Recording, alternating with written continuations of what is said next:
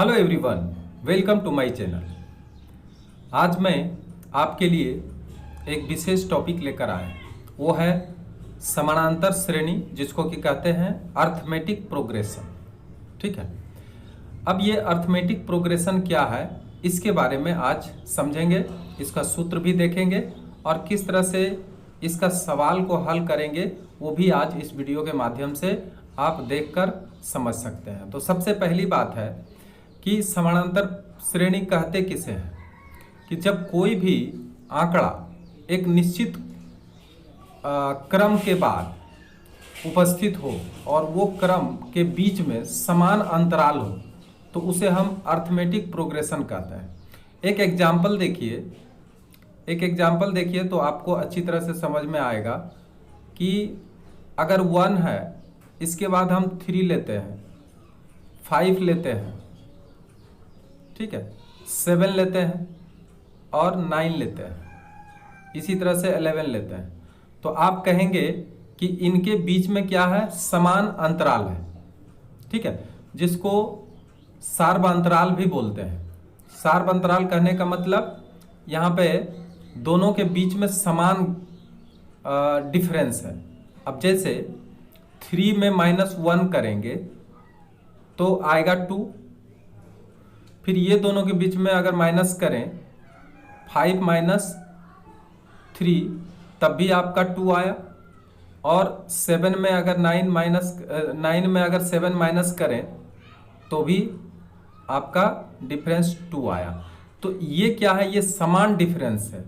अगर समान डिफरेंस इस तरह से आए और क्रमिक संख्या के रूप में ये आगे बढ़ते चला जाए तो इस तरह के श्रेणी को ही हम कहते हैं समानांतर श्रेणी। ठीक है, अब ये जो डिफरेंस है, पहला पद और दूसरा पद के बीच में जो डिफरेंस है, इसको कॉमन डिफरेंस बोलते हैं। ठीक है, कॉमन डिफरेंस कहने का मतलब यहाँ पे सर्वांग अंतर, कॉमन डिफरेंस। ठीक है, कॉमन डिफरेंस का मतलब हुआ सर्वांग अंतर। तो सर्वांग अंतर मतलब हर जगह क्या हो, बराबर अंतर हो, सर्वांग अंतर।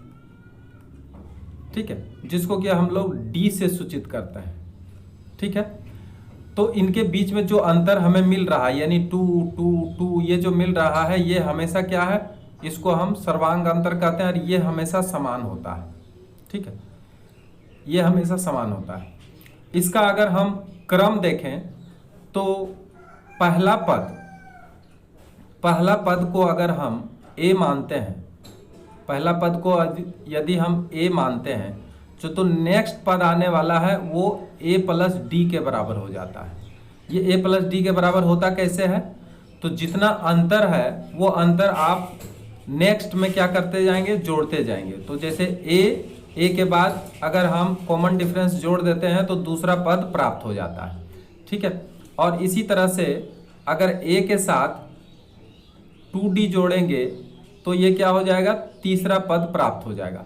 इसी तरह से और आगे अगर बढ़ते जाएं तो लास्ट में अगर लास्ट पद को अगर n से सूचित करें तो n जो पद होता है ये लास्ट पद होता है। n को हम लास्ट पद भी बोल सकते हैं, n बराबर लास्ट टर्म।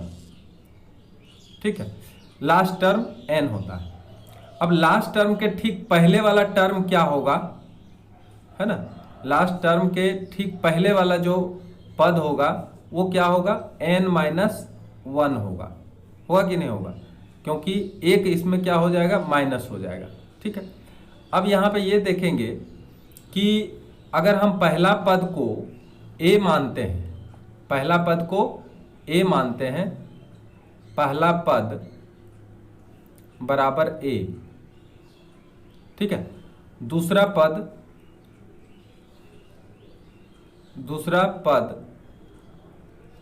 को a + d, तीसरा पद को अगर हम देखें तो क्या होगा, a + 2d, चौथा पद क्या होगा, चौथा पद बराबर a + 3d। तो यहाँ पे हम लोग क्या देख रहे हैं कि दूसरा पद में तो d है लेकिन तीसरा पद में 2d है। इसी तरह से 3D है।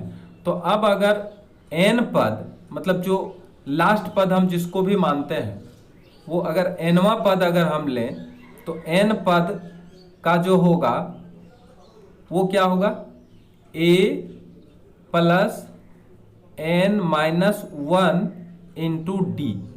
तो ये जो n टर्म है, ठीक है, जिसको an से भी सूचित करते हैं, तो n पद का जो मान आया है वो क्या आया है। अब इसके हिसाब से आप देखें तो पहला पद a हुआ, दूसरा पद a प्लस डी, तीसरा पद a प्लस 2d, चौथा प्लस a प्लस 3d।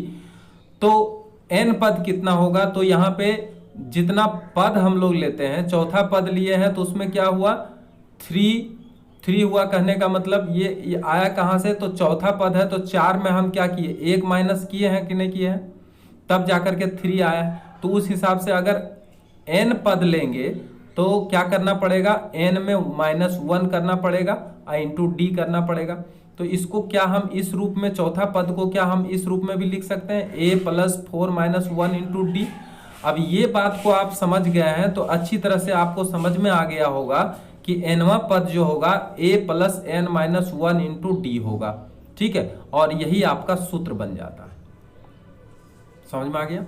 यही आपका क्या बन जाता है, यही आपका सूत्र बन जाता है। इसलिए देखिए ये आपका एक सूत्र निकल के आया जो कि बहुत ही महत्वपूर्ण सूत्र है, an बराबर a plus n minus 1 into D.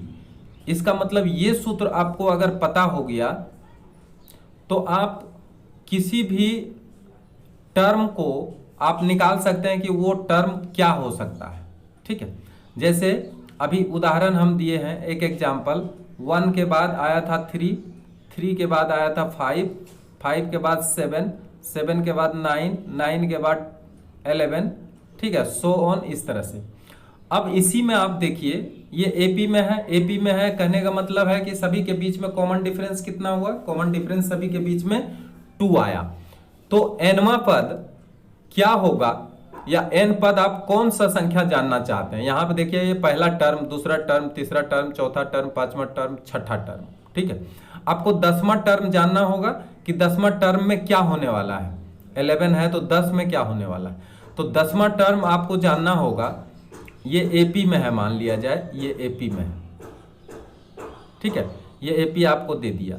अब पूछ दिया कि इस श्रेणी का 10वां पद क्या होगी, ठीक है। तो आप इसको कैसे निकालेंगे, यहां पे देखिए सबसे पहले आपको जो सूत्र है उसके हिसाब से आपको क्या क्या लगने वाला है, a लगना है, n लगना है और d लगना है। तो सबसे पहले a बताइए क्या है, a आपको कहा गया जो फर्स्ट टर्म है वही, ठीक है। तो फर्स्ट टर्म a बराबर 1 हुआ, ठीक है। d क्या हुआ, तो d आपको किसी भी दो के बीच में डिफरेंस कर लीजिए, वो क्या हो जाएगा, d हो जाएगा।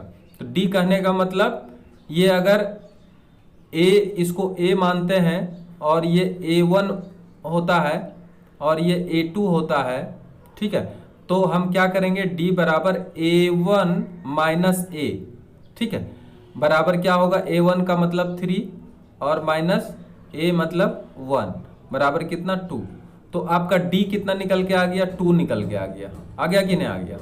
अच्छा, अब आपको n टर्म लेना है, ठीक है, 10वां पद, यानी n बराबर यहाँ पर क्या हो जाएगा, 10वां पद आपको चाहिए तो n बराबर क्या हो जाएगा, 10 हो जाएगा यहाँ पर, ठीक है। तो अब अगर आपको 10वां टर्म जानना है कि 10वां टर्म है क्या, तो चूंकि an बराबर आप लिखेंगे a plus n minus 1 into D, यही तो है, या a और उसके बाद आपको 10वां पद चाहिए तो यहाँ पे 10 रखेंगे n बराबर। तो अब क्या होगा, a के जगह पे आपको क्या मिलना है, क्या लिखना है, 1 लिखना है, तो यहाँ पे आप 1 लिखेंगे। 1 प्लस n के जगह पर क्या होगा, 10 माइनस 1 इंटू डी के जगह पर कितना लिखना होगा, 2 लिखना होगा। तो अब देखिए किस तरह से आप प्राप्त कर सकते हैं कि इसका nवां टर्म क्या होगा, यानी 10वां टर्म क्या होगा। तो 1 plus 9 into 2 is equal to 1 plus 18, ठीक है, इज इक्वल टू कितना हो जाएगा 19। तो ये जो 19 आया है ये आपका 10वां पद में ये 19 ही होगा।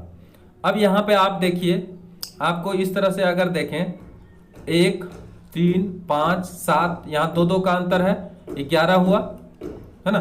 11 के बाद आप क्या जाइएगा 13, 13 के बाद कितना जाना है 15, 15 के बाद कितना जाना है 17, 17 के बाद कितना जाना है 19। तो क्या ये जो 19 आया है ये सच में 10वां पद है?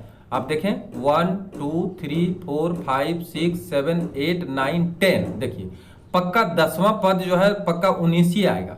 तो ये सूत्र जब हम बैठाते हैं तो इस सूत्र के हिसाब से क्या होता है, आप यहाँ 10वां पद निकाल सकते हैं, 100वां पद निकाल सकते हैं, 120 पद निकाल सकते हैं। तो क्या होगा, आपको ये लिखना नहीं पड़ेगा, एक एक दो दो करके इस तरह से लिखना नहीं पड़ेगा। आप डायरेक्ट क्या करेंगे, इस सूत्र में बैठाएंगे। आपको चाहे 1000वां पद भी निकालना हो तो आपको यही सूत्र इस्तेमाल करना पड़ेगा। आपको जानना क्या होगा, कॉमन डिफरेंस जानना पड़ेगा, प्रथम पद जानना पड़ेगा, ठीक है, और जो पद आपको निकालनी हो उस पद का संख्या जानना पड़ेगा, ठीक है। n बराबर 10वां पद निकालना है 10 भरेंगे, अगर n बराबर आपका 100वां पद निकालना है तो 100 भर देंगे, 99 पद निकालना है तो 99 भरेंगे, ठीक है। तो आप किसी भी तरीके का जो भी श्रेणी क्रम में हो, ठीक है, जो भी आपका समानांतर श्रेणी क्रम में हो उसमें आपको ये सूत्र इस्तेमाल कर लेना पड़ेगा। तो ये सूत्र कहाँ से ऑब्टेन्ड हुआ, ये आपको यहाँ से देखने को मिल गया कि हम सूत्र इसको कहाँ से प्राप्त करते हैं। अब बात आया कि इन सभी पदों का योग कैसे प्राप्त करेंगे। अब योग प्राप्त करने के लिए आपको क्या करना पड़ेगा, ठीक है, कौन सा सूत्र का व्यवहार करना पड़ेगा।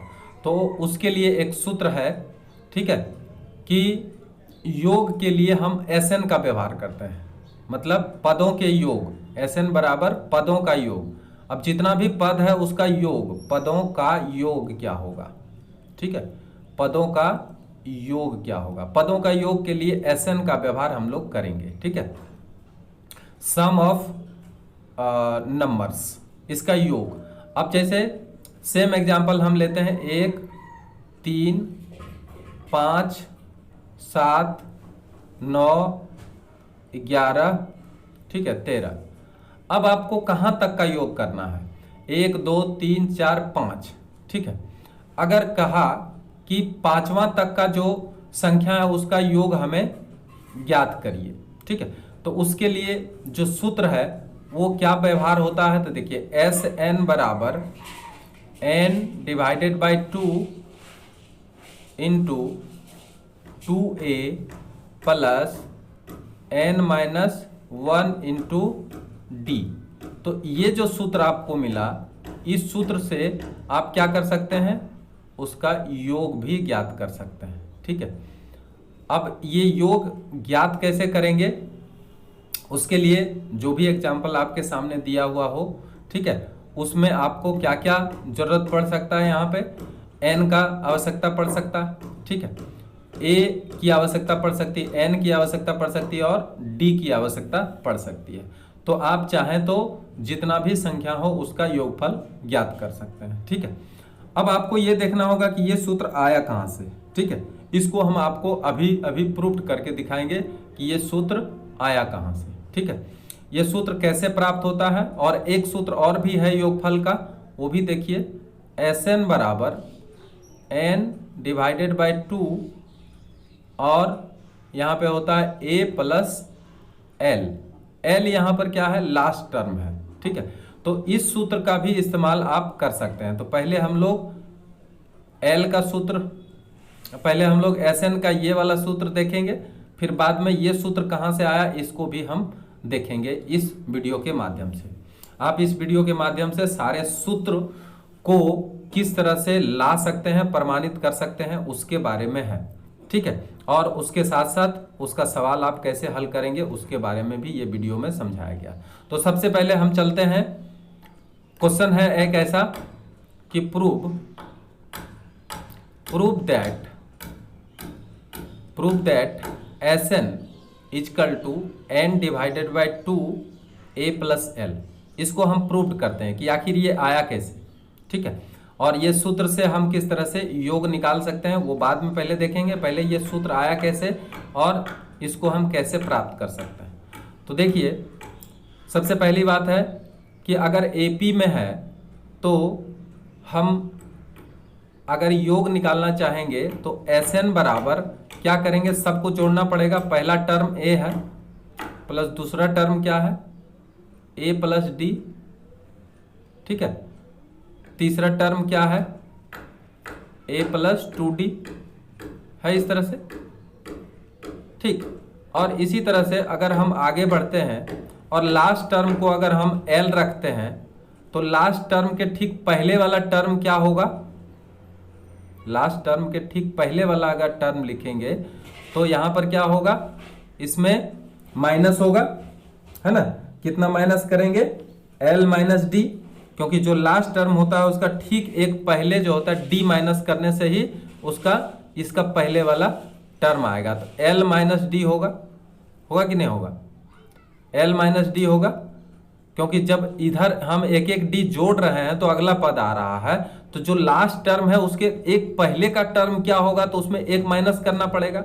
अब जैसे आपको ये सेकेंड टर्म से फर्स्ट टर्म में लाना पड़ेगा तो क्या करना पड़ेगा, सेकेंड टर्म में डी को माइनस कर देंगे तो पहला टर्म आ जाएगा कि नहीं आ जाएगा। फिर थर्ड टर्म में अगर डी माइनस कर देंगे दूसरा टर्म आ जाएगा कि नहीं आ जाएगा। देखिए, तो ए प्लस 2d माइनस डी, तो 2d में डी घटाएंगे तो क्या आएगा, ए प्लस डी ही तो आएगा।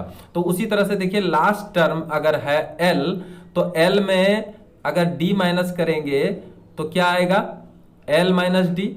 और उसके बाद फिर अगर हम इसके और पहले वाला अगर प्राप्त करना चाहेंगे तो एल माइनस 2d, ठीक है, ये आ जाएगा, आ जाए ना। अब ठीक यहां पर क्या करेंगे, इसका उल्टा लिखेंगे। तो एस एन बराबर अब की बार फिर एक बार हम इसको उलट के लिखेंगे। देखिए, ये मान अगर 1 प्लस 2 प्लस 3 प्लस 4 प्लस 5 लिखें या 5 प्लस 4 प्लस 3 प्लस 2 प्लस 1 लिखें तो मान तो बराबर होगा।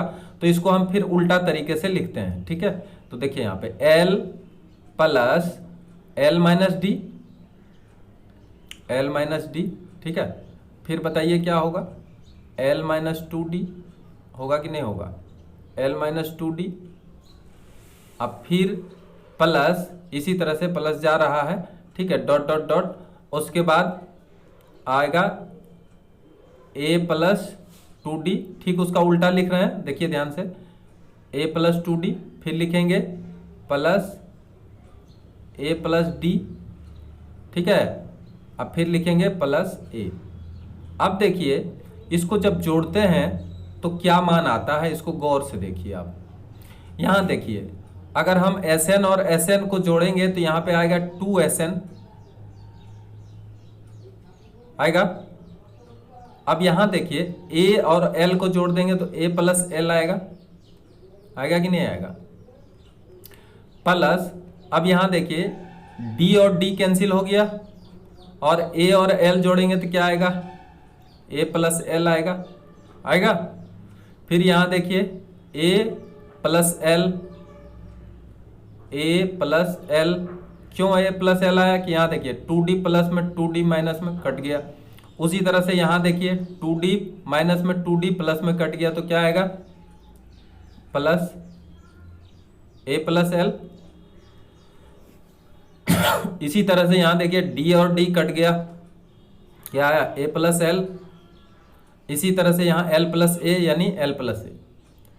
तो अब यहां आपको ये बताना होगा कि l प्लस a जितना भी आया है और अगर इस बीच में जितना भी गैप है सबको अगर हम लोग लेते तो यहाँ क्या होगा, n इसको बैठा सकते हैं, क्योंकि यहाँ पर क्या है कि संख्या अगर n तक हम लेते हैं, n कहने का मतलब कि लास्ट टर्म अगर हम n रखते हैं तो टोटल नंबर ऑफ टर्म से इसको अगर मल्टीप्लाई कर देंगे, क्योंकि ये तो a प्लस एल, यहाँ भी a प्लस एल, सबको अगर हम n मान लें कि टोटल टर्म n है तो n से इसको मल्टीप्लाई करना पड़ेगा। तो 2Sn बराबर क्या होगा, n into a plus L,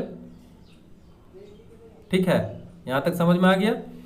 अब यहाँ पे देखिए, यहाँ पे क्या होगा, इसलिए Sn बराबर अगर निकालेंगे तो n divided by 2, I into A plus L. अब देखिए आपका सूत्र कहाँ से आ गया, यही सूत्र है और इसी सूत्र से आप क्या कर सकते हैं कि एन टर्म का योग आप चाहें तो निकाल सकते हैं। ठीक है, अब आया दूसरा सूत्र कि ये जो दूसरा सूत्र है, ठीक है, अब इस दूसरा सूत्र से हम तीसरा सूत्र को कैसे प्राप्त करेंगे। ठीक है, ये दूसरा सूत्र आया, पहला सूत्र आपका मिला जो हम प्रूव किए थे, ये पहला सूत्र आप प्रूव किए थे। फिर आया आपका ये दूसरा सूत्र, इसको हम दूसरा मान लेते हैं, अब तीसरा इसको बोलेंगे। ठीक है, तो ये सूत्र कहाँ से आएगा उसके बारे में हम अभी जानेंगे। ठीक है, अब प्रूव क्या करना है, प्रूव करना है कि प्रूव दैट एक और सूत्र है Sn बराबर n/2 a प्लस एल। ठीक है, देखिए लास्ट टर्म का जो सूत्र है वो हम an भी बोल सकते हैं इसको। ठीक है, क्योंकि लास्ट टर्म जो होता है उसको हम an से भी सूचित करते हैं, इसलिए an का मान यहाँ पे जब रख देंगे तो आपका वो जो मतलब तीसरा जो प्रूव करने का है वो हम प्रूव कर सकते हैं। ठीक है, या Sn बराबर n/2 इंटू ए प्लस, अब देखिए l के जगह पे पढ़ा गया था a plus n-1 into d, ये l का भी सूत्र है। ठीक है, या an का भी सूत्र है, दोनों का सूत्र सेम ही होता है।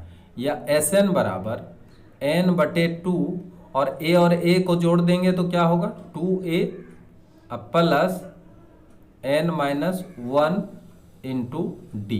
तो अब एक तीसरा सूत्र जो आपका आया है जो यहाँ पे है कि 2a plus n-1 into D है ना, तो ये सूत्र कहाँ से आता है, तो देखिए पहले तो इस सूत्र कहाँ से आया है आप देख लिए, n/2 डिवाइड इंटू ए प्लस एल, ये सूत्र है आपको योग का सूत्र है। उसी तरह से हम प्रूव करके लाए हैं कि ये जो तीसरा सूत्र है ये भी योगफल का ही सूत्र है, एन टर्म का योगफल का सूत्र है, और इसको हम इस तरीके से पता कर सकते हैं। तो देखिए अगर आपको लास्ट टर्म दिया हुआ है तो सेकेंड नंबर का सूत्र इस्तेमाल करेंगे, और अगर आपको लास्ट टर्म नहीं दिया हुआ हो और क्या क्या दिया हुआ हो तो आपको n पता हो, ठीक है, लेकिन लास्ट टर्म पता नहीं हो, l पता नहीं हो, तो आप इस सूत्र का व्यवहार करेंगे।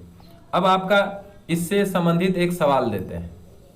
एक सवाल है कि एपी में जो संख्या है, एपी में 1 3 5 7, ठीक है, 9, दो जोड़कर आगे बढ़ाइए। ठीक है, इसमें अगर कहा कि 10वां पद का योग कितना होगा, ठीक है, यानी 1 से लेकर के शुरू करें और इसका जो 10वां पद है तो उसका योग कितना होगा। में 10वां पद तक योग निकालो, योगफल निकालो, योगफल निकालो। ठीक है, अब यहां पे देखिए आपको 10वां पद दिया नहीं है कि क्या है। जब 10वां पद नहीं दिया है तो आपको क्या बताए थे कि 3 नंबर का सूत्र आप प्रयोग करेंगे। ये 3 नंबर में आपको 10वां पद का योगफल यानी 1 से लेकर के 10वें पद तक के योगफल को निकाल देगा। ठीक है, तो सबसे पहले आप बताइए कि यहाँ a बराबर क्या मिला है। a बराबर आपको 1 मिला है, लिख देंगे आप। d बराबर क्या मिला है, तो d बराबर होता है a2 minus a1, a2 minus a1। a2 कौन है, 3 है। a1 कौन है, 1 है, बराबर कितना है 2, यानी d बराबर 2 मिला। ठीक है, अच्छा n बराबर बोल रहा है 10वें पद का योगफल, तो n बराबर कितना होगा 10। तो अब इसका योगफल निकालने के लिए कहा गया है। ठीक है, तो योगफल का सूत्र क्या है लिखेंगे, चूंकि Sn बराबर 2a, n/2 पहले लिखेंगे, n/2 फिर ब्रैकेट में 2a प्लस क्या है सूत्र, n-1 इंटू डी। ठीक है, ये बड़ी ब्रैकेट यहाँ पे करेंगे, छोटी ब्रैकेट ले लिए हैं इसलिए बड़ी ब्रैकेट करना है। ठीक है, तो Sn यानी 10वां पद का योग बराबर, यहाँ पे S10 भी लिख सकते हैं क्योंकि आपको 10वां पद का योग प्राप्त करना है, तो इसलिए यहाँ पे 10 का मान आप रख सकते हैं। ठीक है, बराबर कितना हो जाएगा, n आपका 10 आया है तो 10/2 इंटू 2 इंटू 1 अब प्लस n के जगह पे आपका 10वां पद है तो 10 माइनस 1 इंटू कॉमन डिफरेंस कितना है, 2 है। ठीक, आगे बढ़ते हैं और सम करके देखते हैं कि इसका योगफल कितना आता है। 5 इंटू 2 अब प्लस 10 में 1 माइनस करें, 9 इंटू 2। ठीक है, अब S10 बराबर 5 2 अब प्लस 18। ठीक है, S10 इजकल टू 5 और इंटू 20। ठीक है, S10 बराबर 100। अब यहाँ पे 10 पदों का योग जो है वो किसके बराबर हो गया, 100 के बराबर हो गया। ठीक है, तो आप यहाँ पे देख रहे हैं कि 100 के बराबर हो गया। तो इसी तरह से अगर एक छोटा सा हम मान यहाँ पे लेके देखते हैं 1 2 3, आपको कंफर्म करने के लिए 1 3 5 7 9 11 हम हल्का मान लेते हैं, ये आपको वेरीफाई करने के लिए कि क्या ये सच में होता है। चलिए, a बराबर 1, d बराबर एक AP में दिया हुआ है। ठीक है, अब इसमें क्या है, d बराबर 2 है और यहाँ पे अगर हम n बराबर ज़्यादा नहीं 1 2 3 4 5 तक का ही लेते हैं। ठीक है, 5वां तक का हमको योग चाहिए। ठीक है, में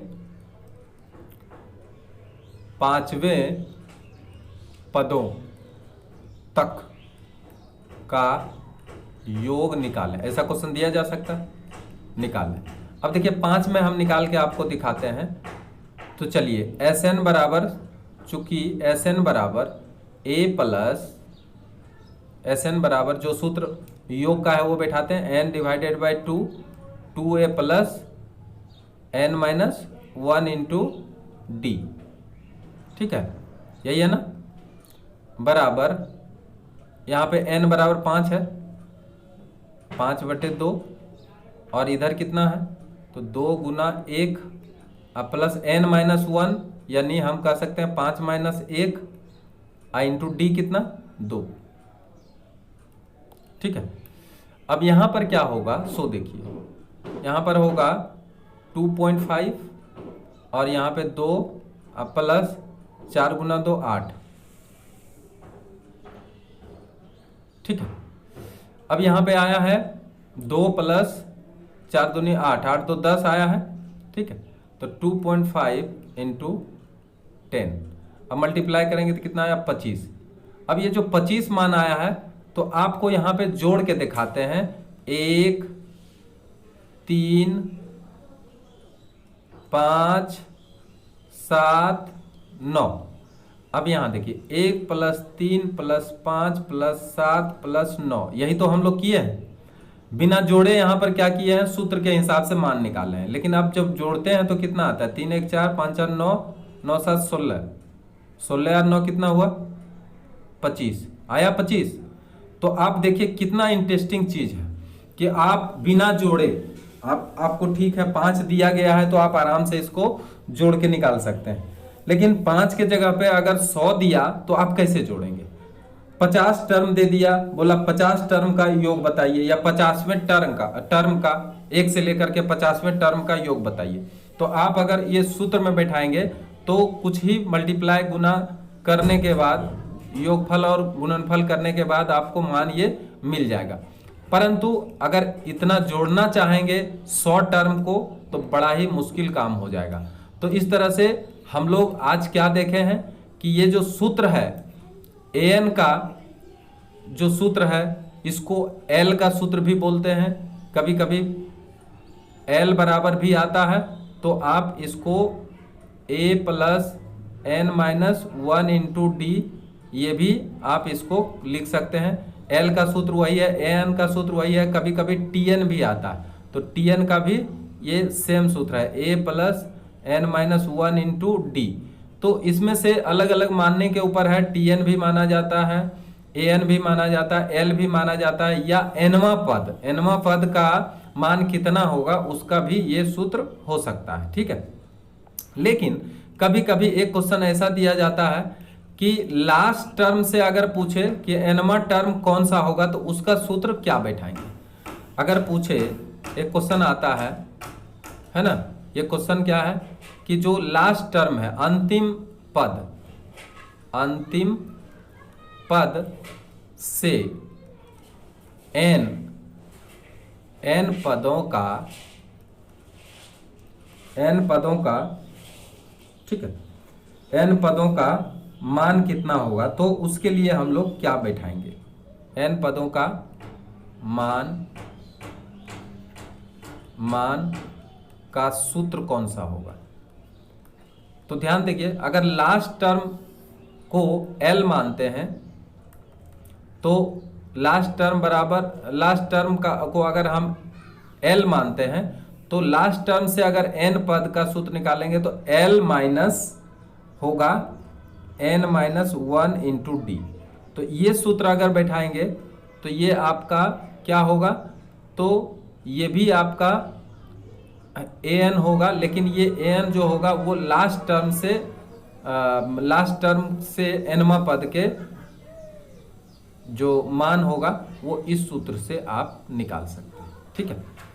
तो इसका भी सवाल नेक्स्ट वीडियो में आपको देंगे। आज आप इस तरह से एपी के बारे में जो भी सवाल है, जो भी सूत्र है, उसके बारे में आप इस वीडियो में देख लिए हैं। अगर वीडियो आपको अच्छा लगा हो तो जल्दी इसे सब्सक्राइब करें और अन्य दोस्तों के साथ शेयर भी करें। Thank you very much.